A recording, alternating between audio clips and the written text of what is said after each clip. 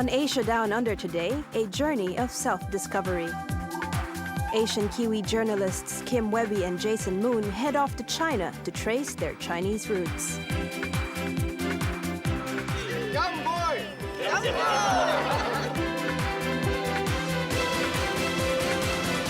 I'm Jason Moon.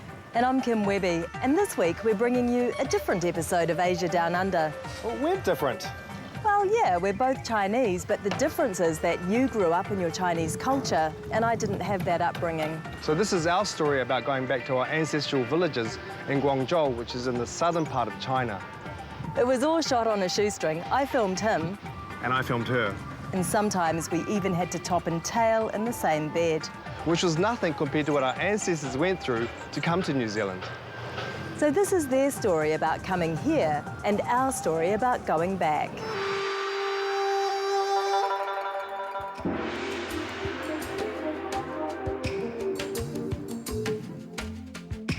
China's past is ever present, even today. From ancient icons such as the Great Wall to the more recent Tiananmen Square. To us Kiwi-born Chinese, the past begins in New Zealand, a world away from the home of our ancestors.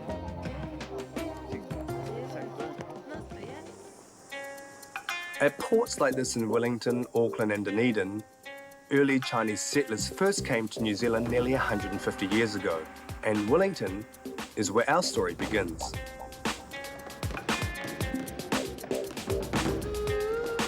I grew up here on the basketball court here at the Wellington Chinese Sports and Cultural Centre.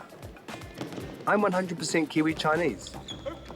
But until now, I never really took much notice of my Chinese side. This weekend, we're having a family reunion, and it's a chance to ask the Rallies about my background.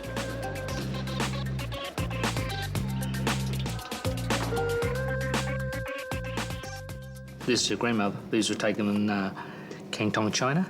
This one here? Yeah, yes. You know, I've never seen a photo of my You probably haven't. grandma at all. No. It's the first time ever. Well, that's the beauty about doing a family tree. Yeah. That you go to see all these things.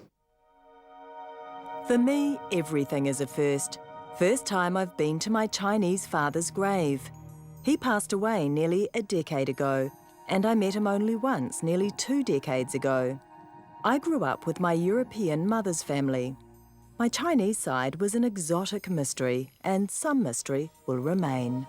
My father's family is sensitive about the skeleton in the closet, me, so I won't reveal his identity. But I will go on my own quest to find out more about being Chinese and who I am. It'll be my first time ever to China, and I'm really looking forward to the trip. But first, I want to know why my family came to New Zealand nearly 100 years ago.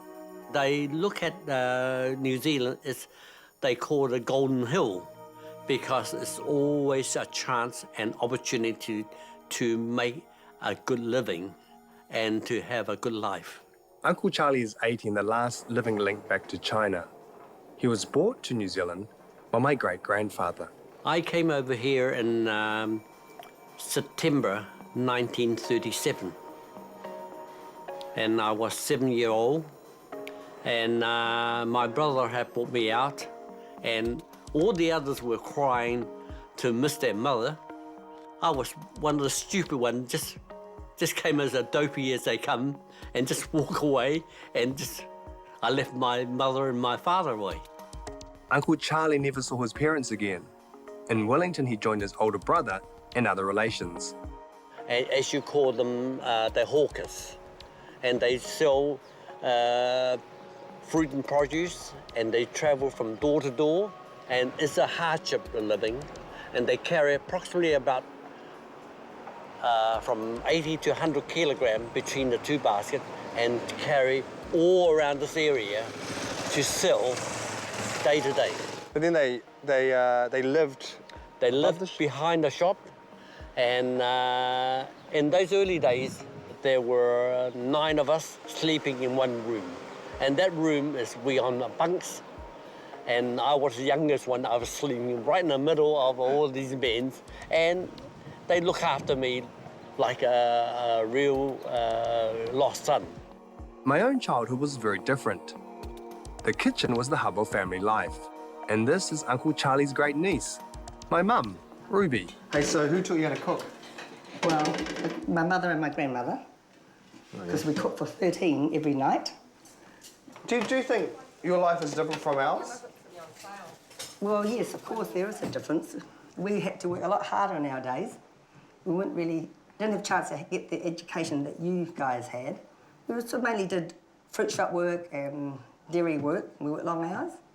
We went to college, and as soon as between 15, next day we had our aprons on.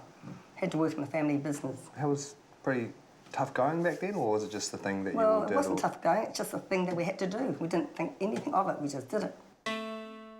Home was this fruit shop for Mum and her 9 brothers and sisters. It's the same shop Uncle Charlie lived behind as a boy. The family reunion is a chance for the younger generation to learn about our history and hardships. Uncle Charlie was one of the many to pay the poll tax to come to New Zealand. And that's why the poll tax was instrumental by the government. Number one, they wanted to control the immigration on the early years. In those early days, you can't just go we Chinese are classified as aliens. And when we are aliens, if we go from Wellington here, we go out to say we're going to live out in Paraparaumu, for instance, we have to inform the police to register that we are moving up to Paraparaumu. Otherwise, we are violating the law those days. I think we have to look at the good side of our way of life. See, the chance we have in New Zealand, to me, I have established myself. I came with nothing, and I got good family. I enjoy it, and they enjoy me. I'm not the best father, but I tell you what, we are one family, and that's very important. And I'm mighty proud. We are a big family. In total, we got 370 of us around this world. And no, I'm mighty proud to be a Chinese. And what else can I be?